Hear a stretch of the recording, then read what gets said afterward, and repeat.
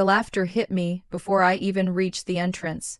It spilled from the giant ballroom, polished and gleaming under hundreds of soft golden lights. Music swelled from the live band, the sound of champagne glasses clinking, heels clicking on marble floors, and chatter rising like steam in a pressure cooker. Before we begin, drop a comment and tell us what would you do in this situation. Be honest. Tell me in the comments below. We read every comment. Let's begin. I walked in alone, heads turned, not because I was late, not because I was dressed differently, but because in their eyes I had no business being there without someone, anyone by my side. There she is, someone near the bar muttered. Wow, my cousin Elise snickered. Brave of her to show up solo. She couldn't even find a date. My sister Rachel whispered to the woman next to her loud enough for the room to catch it. It's honestly sad. I didn't flinch. I just kept walking. The navy blue dress I wore wasn't designer. It wasn't new.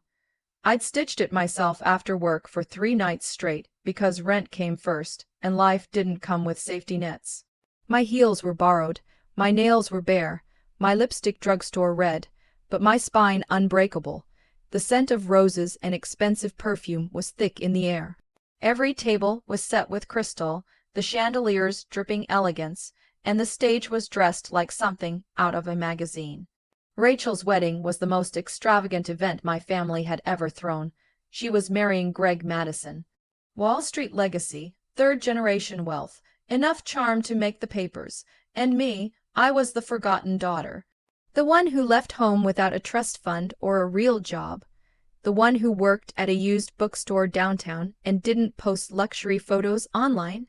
The one they tried to erase from holiday cards. I made my way to the corner of the ballroom, to the table labeled distant family and plus ones. Alone, no one offered a greeting. Not my parents who avoided eye contact from their VIP table. Not my brother, who once called me his best friend, but now didn't even nod. The air was stiff with judgment. I'd barely pulled the chair out when Aunt Nancy leaned over from the next table and asked with a smirk. So Harper, still single? I looked up, still breathing. She gave a tight-lipped smile and turned away. I sat stomach twisted. Rachel had made it clear I didn't belong here. Inviting me was just to keep appearances clean, a formality, a reminder of who won. But I refused to break. Then it happened. The ballroom doors, massive, ornate, and gold-handled, swung open with a loud boom. Conversation stopped. The band missed a beat. Everyone turned. Standing in the doorway was a man in a tailored charcoal gray suit, raindrops still clinging to his jacket, hair tousled. Tie loosened just enough to make him look like every woman's dream. He stepped inside like he owned the room, confident, focused, unstoppable. And then his eyes found mine. My breath caught. He strode past gasping guests, heels sharp against the marble, straight toward my table. I stood on instinct, completely frozen. He didn't hesitate. He took my hand in his, leaned close, and said with a warm smile, "Sorry I'm late, love." I blinked. He whispered just for me to hear, "Play along," then louder to everyone else. He turned with charm, carved from diamonds, and said, "Traffic was a nightmare, but I could miss celebrating your sister's big day." The entire ballroom seemed to hold its breath. "I'm Nathan," he said, glancing toward my father and Rachel, Harper's fiancé. A fork clattered onto a plate somewhere. Gasps swept through the room like a gust of wind. Rachel looked like she'd swallowed a brick. Greg's expression shifted. My mother's mouth opened and closed like a fish. My father's jaw ticked. Nathan gave me the softest smile, reassuring, safe, powerful, and I realized this wasn't just a performance. This was the beginning of something they'd never see coming. For a few seconds, nobody moved. Not a single soul in that ballroom knew what to do with the image now. Standing in front of them, me, the so-called family embarrassment, with a billionaire gripping my hand like I was his entire world. Then came the whispers, "Fiancé, since when? Is he serious?" "That's Nathan Hale, right, from Hale Holdings." My heart pounded. Nathan Hale, that Nathan Hale. The name wasn't just recognizable, it was legendary. A tech billionaire who dropped off the Forbes list not because he was losing money, but because he bought the media company that published it. He was real, standing right beside me, holding my hand like it belonged there. Rachel's face twisted. stepped off the wedding stage in her glittering ivory gown, heels tapping fast across the floor, her perfect bride smile gone. "What the hell is this?" she hissed, barely keeping her voice low. "You brought a fake fiancé to my wedding." Nathan didn't flinch. "Fake?" he asked smoothly. "That's a bold assumption for someone who didn't even know her sister still speaks fluent French, owns 3 patents, and volunteers on weekends." Rachel blinked. He turned to her groom. "Greg, right? Pleasure. I've read your quarterly projections. Bold to bet on that merger next year. Might want to reconsider the tax implications though. Just a thought." Greg stiffened. I didn't say a word. I just stood still, barely breathing. Nathan looked at me again, his voice suddenly soft. "You okay?" I nodded slowly, barely keeping up with what was happening. He smiled and it felt like a shield. "Good. You looked so alone when I walked in. I couldn't let that happen." Gasps again, now louder. My father stood, his voice cutting through the room. "Nathan Hale, you expect me to believe you're dating her?" Nathan's jaw tensed slightly, but his voice was calm. "I don't need to explain myself to you. She's been nothing but a failure," my father said coldly, waving a hand. "She walked away from the family, threw away opportunities. She's the reason her mother—" Enough, Nathan snapped. An entire room froze again, his eyes darkened. "If you think raising your voice or rewriting her story will intimidate me, try again." The silence after that was suffocating. Then he turned to me, his voice gentle again. "Can we step outside?" I nodded. He led me out of the ballroom, past waiters and stunned guests, and half-full glasses of champagne. When we reached the garden terrace lit with fairy lights, I finally pulled my hand back and whispered, "Why are you doing this?" And Nathan looked down at me, hands in his pockets, tone honest. "Because I was there 3 weeks ago," he said, "at the bookstore. You gave me the last copy of Bel Canto. You said it was your favorite and told me to keep it, even though it was a first edition." My heart stopped. "You said some stories deserve to be held, not shelled. And then you smiled and went right back to shelving returns while your co-workers mocked you for talking too much." I stared at him. "You remembered me." "I never forgot you," he said. "You were kind. You saw me when I was trying not to be seen." My throat tightened. "I looked you up later," he continued. "Saw what your family said about you. I didn't like it. When I found out your sister was getting married tonight, and your name was on the guest list alone, I knew I had to be here. I couldn't breathe. But this, the way they treated you in there," he said, voice now trembling with anger. "That wasn't okay. They needed to know your worth, and I wanted to be the one to remind them." Tears burned behind my eyes, not because I was sad, but because someone finally saw me and believed in me without asking me to shrink first. Nathan smiled again, gently this time. "So, should we go back in?" I looked at him. "Yeah," I said, studying my voice. "Let's give them something to really talk about." We re-entered the ballroom hand in hand, and this time I wasn't invisible. The energy had shifted. People whispered, but not with mockery. This time it was fear, confusion, and curiosity. Nathan led me past the tables, like we were royalty walking through a foreign court. I could feel the eyes of every relative who had once called me directionless or a waste.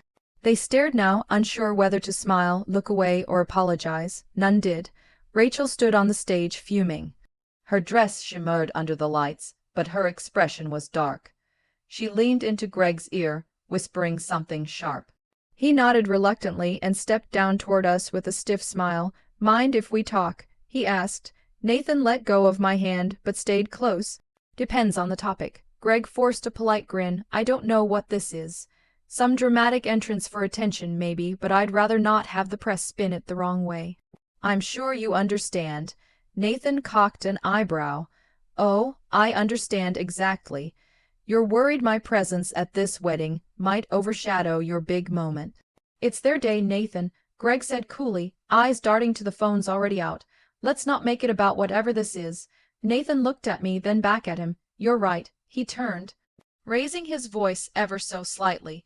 "Attention, everyone. I apologize for interrupting earlier. I'd like to make something clear." The room went still again. "I'm not here to cause a scene," he said, "but I also won't stand by and let Harper, my fiancée, be humiliated for showing up with dignity while the rest of you whispered like high schoolers behind cafeteria trays."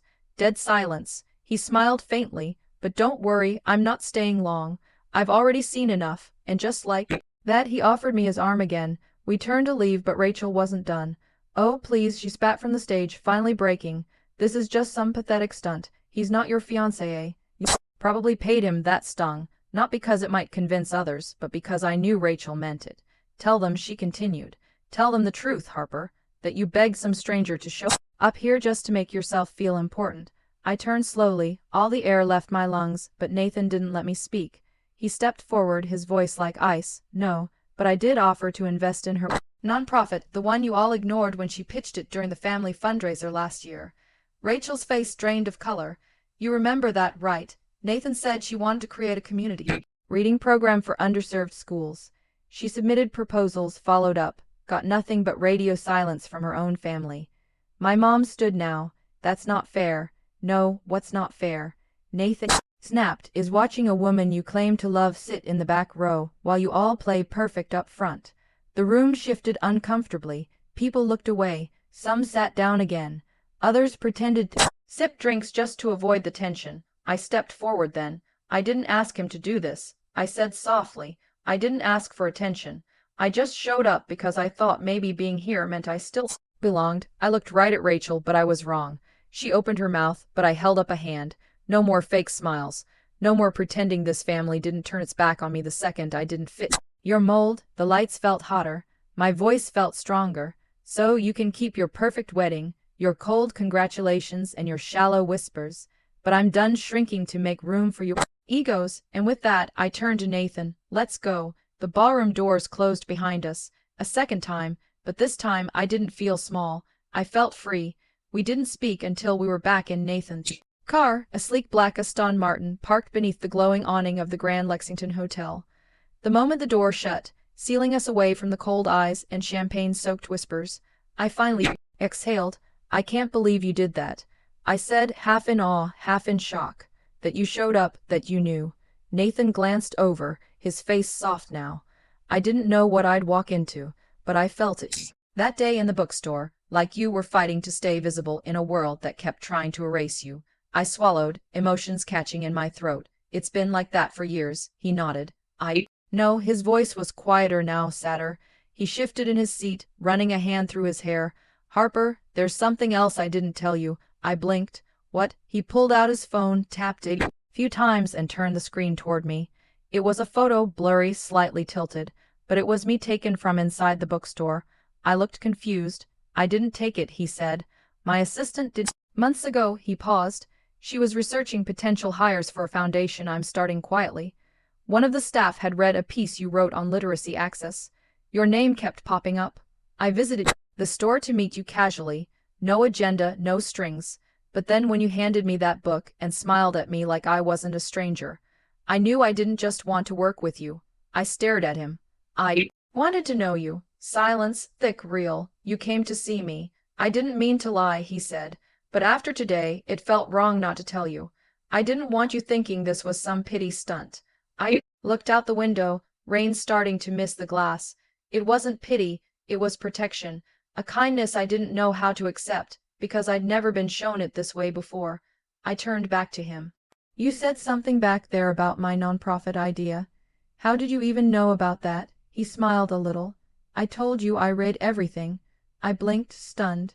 You actually read the proposal, all 42 pages? My hands trembled. I'd poured every piece of myself into that project. Spent nights sketching out models, researching funding gaps, pitching it to my family only to be laughed off the porch. I want to fund it, he said softly. Not just because it's good, but because you are. My throat tightened. You don't even know me.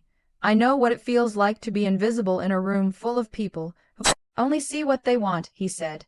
And I know what courage looks like when it walks into a ballroom alone, wearing borrowed heels and dignity like armor. The tears came then, not because I was sad, but because for the first time in my life, I felt seen. He reached for my hand, his grip warm and steady. But Harper, he added, if we do this, your foundation, your work, it's got to be yours fully. I don't want headlines, I don't want press. I just want to be the guy who stands behind the woman who changed everything. I laughed through the tears, shaking my head. You're unbelievable. No, he said, smiling, I just believe in you. We sat there for a long moment, rain tapping gently on the windows, city lights reflecting off the windshield like stars. Then my phone buzzed. I checked it and froze. It was a message from Rachel. "You think this is over? That stunt might have worked tonight, but don't forget I know who you really are." My heart twisted. I showed it to Nathan. He read it, then calmly took my phone and placed it face down on the console. "She's afraid," he said, "and people who are afraid lash out." I nodded slowly. "She's going to try and destroy me." Nathan leaned closer. "Then it's time," he said, voice low. "You stop letting her win." The next morning, Rachel's text wasn't just a threat, it was a warning. By noon, posts were swirling online. A few old photos from my college dropout year, a misread article headline from a blog I never approved. Someone even claimed I was faking the engagement for money. Rachel had clearly gone Allen. Nathan didn't say much. Instead, he made a quiet call. 2 hours later, I stood behind him at a press conference in a midtown hotel lounge, too shocked to speak. "And for the record," Nathan said into the mic, calm and precise, "this woman is not only my fiancée, she's also the founder of a fully funded national reading initiative that launches next month. And she doesn't need my name, she has one. It's Harper Lank." The cameras flashed, reporters leaned in, Rachel's digital smear campaign obliterated. That night, I went home to my tiny apartment, not a penthouse. I made tea. I sat in silence, and for the first time in years, I felt proud. I wasn't just someone's plus one or someone's shadow or someone's failure. I was me. When Nathan showed up outside my door later holding that same first edition book, he smiled softly and said, "I told you some stories deserve to be held." This time I believed him, and I believed in myself. The girl who walked into the wedding alone never walked alone.